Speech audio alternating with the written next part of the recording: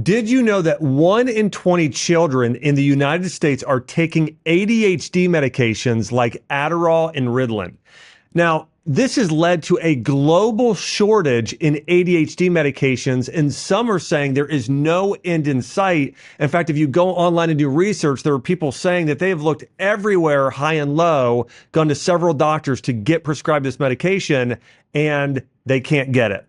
I'm going to talk about in this episode what you need to know about ADHD, ADHD medications, and some natural ways you can help support ADD and attention deficit disorder. Hey, I'm Dr. Josh Axe, and welcome to the Dr. Josh Axe Show, where each and every week I cover the science and principles and how to heal and grow in your body, mind, and spirit, and take your life to the next level. In this episode, I'll be diving into why this shortage is happening. Also, I'm going to unpack one surprising issue that has been tied to increased ADHD diagnoses.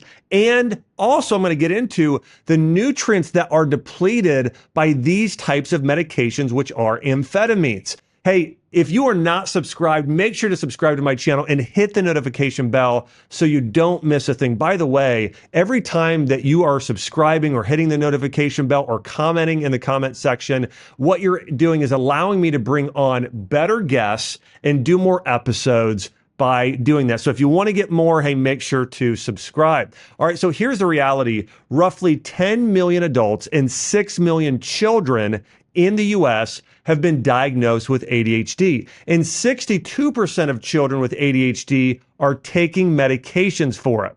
Now, Adderall and other ADHD medications like Ritalin have been on and off the FDA drug shortage list since 2022. And amphetamine usage, here's why there's a shortage, amphetamine usage has increased 2.5 times. So it is more than doubled from 2006 to 2016. And one recent study reported that there is a 14% or more increase in ADHD stimulant prescriptions in just the last 2 years alone, or from 2020 to 2022. And stimulants are among the most widely misused prescription drugs, according to the US government.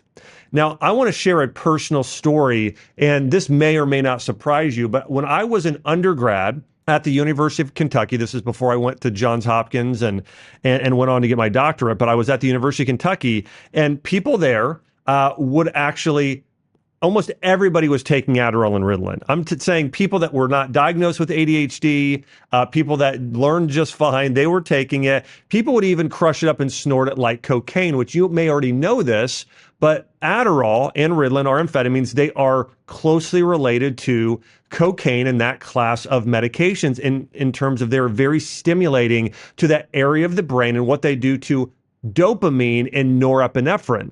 And so it's important to understand this is probably one of the most widely abused drugs out there. And amongst college and high school students, it likely is the most abused prescription drug on the market today. So here's how medications like Adderall work. It's an amphetamine, and it primarily works by increasing dopamine and norepinephrine activity in the brain, improving your ability to pay attention, focus, and concentrate.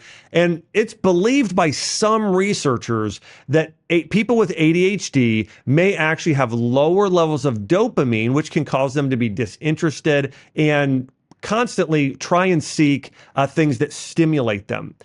Now, again, I want to just say that's a hypothesis, and I want to go back here to dopamine as well. What the neurotransmitter dopamine does, it's the thing you feel. It's what allows you to focus and concentrate on something, sometimes causing a slight mood elevation. So when you're on a slot machine, that's what dopamine is keeping you locked in. When you're searching and scrolling on Instagram or YouTube or any social media device, typically scrolling, so that's going to be more Instagram, or TikTok is probably the highest in this, but that's going to cause dopamine levels. And anything you enjoy doing, everything from exercise to sexual activity, that can be a dopamine stimulation. So dopamine can be good, but like anything, too much dopamine can be negative. And so when you are on a drug that's a constant stimulant, what it's going to do is it's going to increase the activity of certain organ systems, which over time can be an issue. There are going to be side effects. And it's important to remember, you cannot take a synthetic chemical for long term without there being some sort of side effect within the body. There aren't a lot of long-term studies. However, here are some of the potential side effects, according to some researchers, of the long-term side effects of taking Adderall and other ADHD medications. One is damage to the nerve cells. So very similar to diabetes, you've got these insulin receptor sites. Well, in a very similar way, you have dopamine and norepinephrine receptor sites. And if there's too much dopamine over time, you can actually burn out those receptor sites. Now, again, there's not a lot of research about that, but we know through general hypotheses that's what can happen. The other thing is it can be linked to psychosis, stroke, abnormal heart rhythms, mental health issues. And there's one study that begs the question, could it actually lead to dementia? What you're doing is you are increasing activity and blood flow of one area of the brain. Well, maybe one area isn't getting as much because of it, or other areas of the body. And according to the study, it's possible that taking Adderall may lead to a decline in brain function later in life. As a published study in the Journal of Medical Hypothesis states, the brain could change its wiring after years on a stimulant like Adderall. This could result in a decline in brain function, such as memory loss with rising age. Unfortunately, there really isn't much long-term research out of this one study and one hypothesis. So I can't say conclusively that ADHD medication leads to dementia or a much higher risk, but we know that being on this type of stimulant long term will have some sort of side effect on the body. And I want everyone to understand that I was the child that was diagnosed with ADHD. I remember when I was in junior high, my mom brought me in, I got diagnosed, and I had a severe form of that's what the doctor said. Your son has a very severe form of ADHD. And that's why I barely graduated high school with a C- grade point average. I do want to say later on, without medication, I learned to focus using food as medicine and mindset medicine. And I was able to graduate Johns Hopkins University with a 3.9 GPA. So just know my ADHD didn't disappear or go away. I'm the same person. Nothing changed there, but I changed my diet, and that allowed me to focus and concentrate at a much higher level. So I believe for most people, myself being the child prescribed Ritalin in high school, and then I was prescribed Adderall again in college, I know that there are natural things that can be done. Now, I want to get into a few other things current event-wise that are happening right now regarding ADHD and ADHD medications. But here's another big one that we're seeing today due to ADHD. Energy drink consumption is tied to an increase in ADHD. So if you're over consuming energy drinks, that will cause more ADHD-like symptoms. Energy drinks have exploded in popularity in recent years, particularly among teens. One study found that 68% of adolescents, that's children from the ages of 10 to 18, have consumed energy drinks during this year that the study was done. So kids on a regular basis, 68%, at least yearly, are doing energy drinks, and 30% of teens drink energy drinks every single day, or at least regularly every single week. So think about that. Almost 1/3 of teens are drinking energy drinks with high levels of caffeine and stimulants, which make ADHD symptoms worse. Also, there are studies that showed increased sugar consumption. If you consume too many carbohydrates and sugars, for kids that are doing processed cereals and dairy for breakfast, and then of course for lunch, potato chips and white bread, these foods that turn into sugar very quickly, these are all going to exacerbate making these ADHD symptoms worse. I want to go through now some of the things that I personally did that allowed me to go from barely graduating high school and getting in trouble with a C- GPA to, again, going into a top 10 university and now writing books and becoming a doctor. And by the way, I never say any of these things to boast. I say them because my life was transformed from being a kid with ADHD who felt like I wasn't smart, who had major learning issues, to then being able to learn very well because I changed my diet and I started taking the right type of supplements and I started shifting my focus. So here are some things that I did. And also I'm going to get into the medical literature, what it says as well. So following an ADHD nutrition plan can help you control your ADHD-like symptoms. Big thing though, I want to hit on this again. Here's what you need to avoid. Sugary foods, simple carbohydrates that break down into sugar, the breads, the flours, the pastas, the rices, generally speaking, and food dyes and artificial preservatives, anything processed or packaged, that's going to make ADHD worse. What you want to do is consume a balanced diet. You want to focus on getting protein, number one, fiber, healthy fats, and lots of nutrients. So I'm talking about organic meat, vegetables, low glycemic fruits like berries, doing some complex carbohydrates, a little bit of a rice or sweet potato, can be fine for most people. And then some healthy fats could be avocado, could be coconut, could be nuts and seeds. These are all going to help keep those blood sugar levels balanced. That's really the key for ADHD is you want to keep the blood sugar and the insulin as balanced as possible. Again, I really think that protein consumption, there's one amino acid in particular called tyrosine that's been shown to help increase dopamine in the brain. So remember when I said earlier in that one study that they believed that people with ADHD may have lower levels of dopamine. Now, I do want to say this. I don't know that that's exactly true. I think that people with ADHD are able to focus but only on things that they're very interested in. They have trouble focusing on things that they're not interested in versus things they are. They tend to be dreamers. When you look at the diagnosis of all the people I know with ADHD, they're the creatives. Okay? They're the musicians, they're the artists, they are the entrepreneurs. They're those that tend to lean towards being highly creative and in that way. And it's not all people like that, but generally speaking, it skews much, much further in that direction and with boys. And it's important that boys get their energy and activity, that they are able to release pent-up energy in order to also help ADHD. But going back to this, here are some foods that can help naturally increase dopamine levels via L-tyrosine, the amino acid, which will convert or help increase dopamine levels. The first one is red meat. Red meat works because of the high protein levels. The tyrosine also has iron, which is important for this as well. But red meat is number one. Buy your kids organic grass-fed beef. Make grass-fed burgers, send those with them at school. You could do some organic roast beef, but red meat is great. Next is wild-caught fish like salmon. So salmon is very good for these kids. Bananas actually is higher in tyrosine as a fruit, which is really unique. Fermented organic raw dairy products. It could be sheep milk yogurt or goat's milk yogurt. Also, I even think coconut yogurt could be a good option in that way, or coconut kefir. Avocados are high in tyrosine.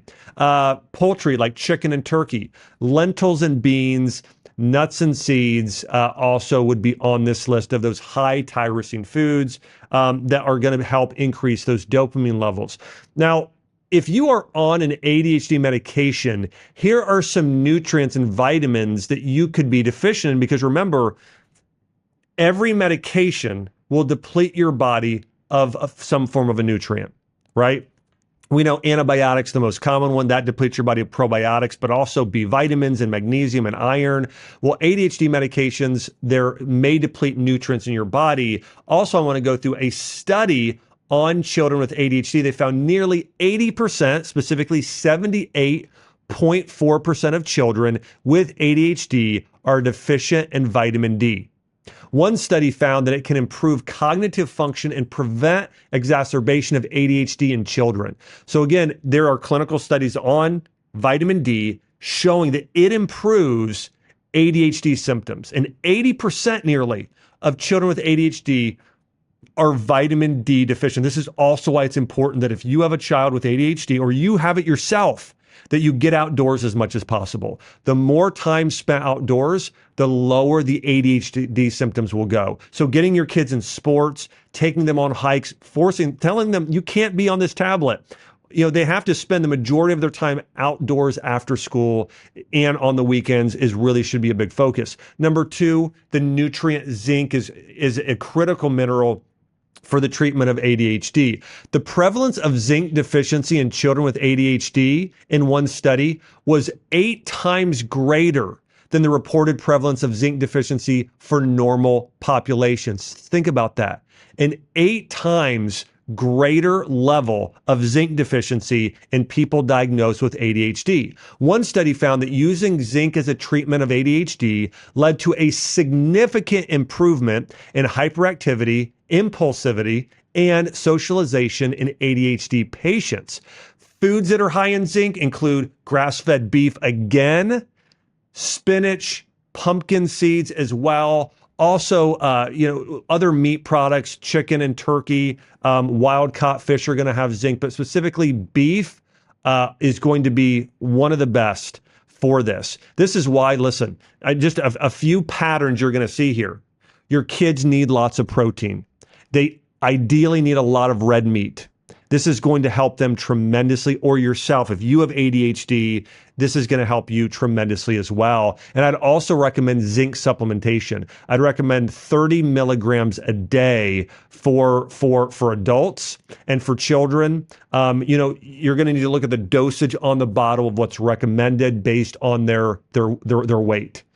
Generally speaking. And vitamin D, typically 5,000 IUs a day for adults, 2,000 for children. But again, look at body weight. If you have a full-grown teen over 100 pounds, then most of the time, most doctors would recommend the full dosage for that. But vitamin D and zinc are essential for treatment. Now, here's another very important one. This is a mineral, iron. One study found that low iron stores may explain as much as 30% of ADHD severity. Listen, there's a pattern here. The number one food for iron is red meat. So across the board, if you want to improve ADHD symptoms, eat red meat, eat red meat, eat red meat. The second food is leafy green vegetables. That tends to have those nutrients as well. Dark chocolate also has some iron in it. Beets. This is also going to help with that. You could also put a little beetroot juice in your smoothie or your child's smoothie. But red meat, beets, green leafy vegetables across the board are going to help with many of those nutritional deficiencies, especially the iron, as we just talked about here. Magnesium is another big one. Okay, guess what else has a lot of magnesium? It's going to be red meat, also green leafy vegetables, nuts and seeds and beans are also good sources of magnesium. Spirulina, one of my favorite superfoods you could take as a supplement that's also high in levels of magnesium. And then B vitamins. By far the foods highest in B vitamins are meat, red meat number one, chicken and poultry, wild-caught fish like tuna, bananas, spinach. I mentioned salmon as well earlier. And then vitamin C may support a little bit as well.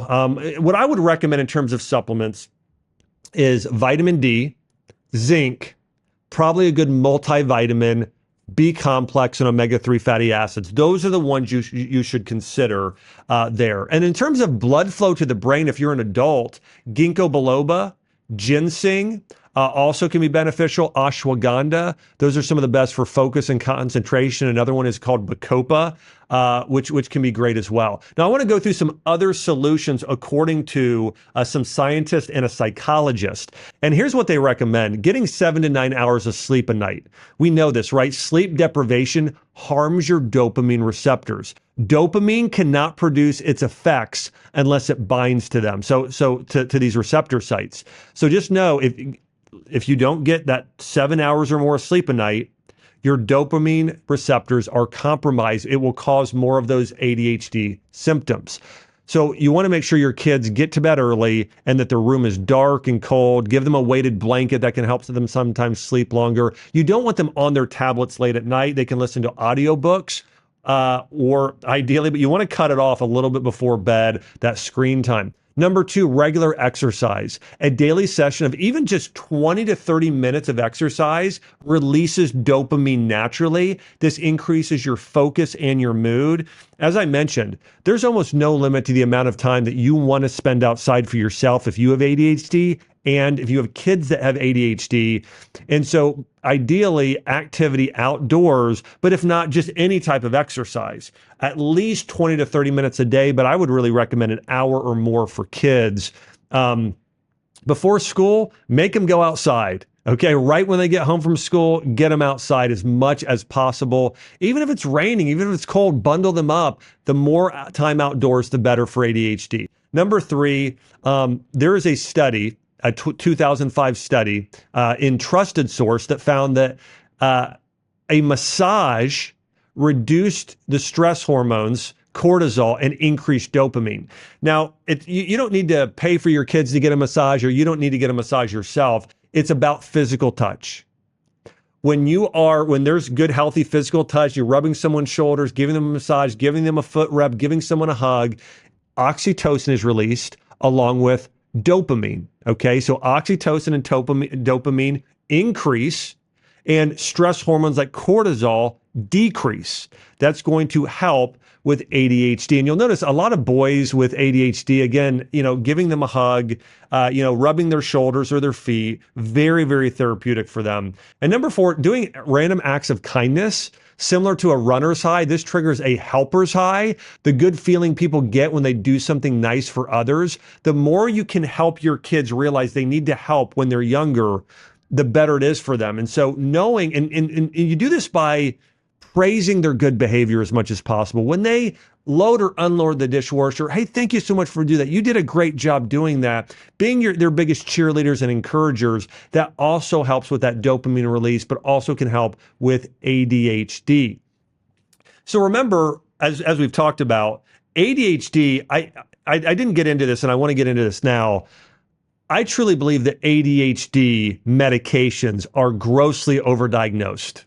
I would even say, let me just, this is me being conservative, but I would say that 80% of ADHD drugs should not be prescribed today.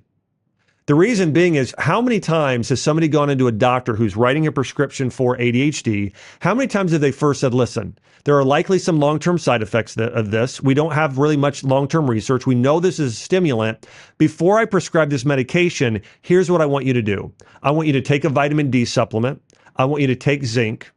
I'm going to prescribe those. I'm also going to prescribe and recommend you eat more protein, specifically red meat. We get those iron levels up. Hey, let's get some of those vegetables. Let's get bananas. Let's get these nuts. Let's do these foods. And then I want you to get outside an extra hour a day, and then see how the child does or the adult does. Then if there's still a major issue and they're flunking out of school, maybe there is a time and place. But generally speaking, that's not what's happening today. The medical oath is taken by medical doctors: first, do no harm. Well, you're doing harm if you aren't helping them go and do these natural practices first. And I know there's going to be some comments and people saying things like, well, I do some of that, or some people are unwilling to do that, or kids, my child doesn't like this food. But the reality is, we should always do everything we can naturally to take care of the body before we do something that's a drug, a synthetic medication that we know is going to have long-term side effects, because listen, you can't give your body a synthetic chemical constantly and thinking that there's not going to be a long-term side effect. We just have to show wisdom with this. And I'm not saying it should never be prescribed. I'm saying it's probably overdiagnosed by about 80%, incredibly overdiagnosed. And again, we've seen the amount of people taking this drug increase by more than double over a 10-year period, and then another 15% in the last 2 years alone. So we're seeing the prescription levels go up. I mean, overall, it's tripled. Okay, from 2000 to 2024, they've tripled. Okay, and with the same amount of people, that's what the study was showing. It's not that there's more people; it's the same amount of people. The prescriptions have tripled of Adderall and Ritalin and ADHD medications. Instead, what we should be doing is focusing on using food as medicine, lifestyle medicine, in order to help kids heal. And remember this as well. ADHD is not a medical condition.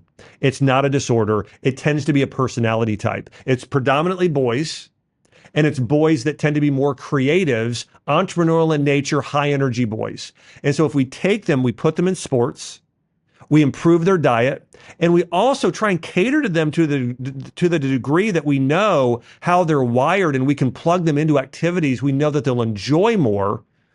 Those are the best solutions moving forward for the majority of people, or at least the 80% of people out there today. Hey, I'd love to hear from you in the comments section if you agree with me, if ADHD medications are overprescribed today. And I'm not saying there's never a time or place. I'd love to hear from you when you believe maybe it should be prescribed or when it shouldn't be. Also, is there anything that you've noticed in your own life that has helped you focus and concentrate and improve in any way your ability to focus?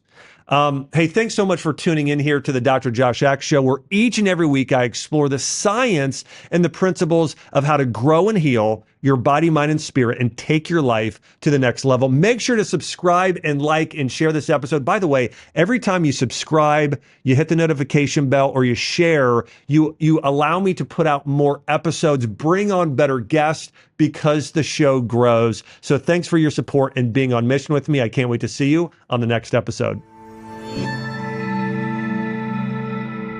If you liked this episode, then you're going to love my episode on the side effects of medications. I unpack how every single medication you can take depletes your body of essential vitamins and nutrients. I also cover natural alternatives and what you can do to support your body when you're on these medications. Click here to watch now.